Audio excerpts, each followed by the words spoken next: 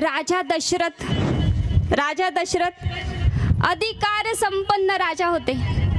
किती अधिकार होता राजा दशरथांचा? तिन्ही लोकांचा स्वामी प्रभू श्री राम ज्यांचे पुत्र आहेत, मुलगा आहे, माता सीतेसारखी पतिव्रता ज्यांची सून आहे, नवे तर ह्या राजा दशरथांना इंद्रदेव स्वर्गाला युद्धासाठी बोलून घेत होते।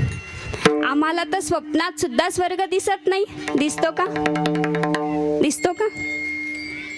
आणि इतकंच नाही तर युद्ध जिंकल्याच्या नंतर इंद्रदेव राजा दशरथांना आपल्या उजव्या मांडीवर बसून घेत होते।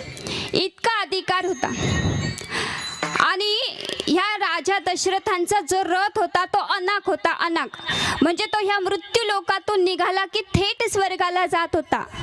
इतका अधिकार संपन्न राजा असताना सुद्धा त्यांना ह्या मृत्यू लोकामध्ये राम राम कहे, राम राम म्हणत आपल्या प्राणाचा त्याग करावा लागला की नाही?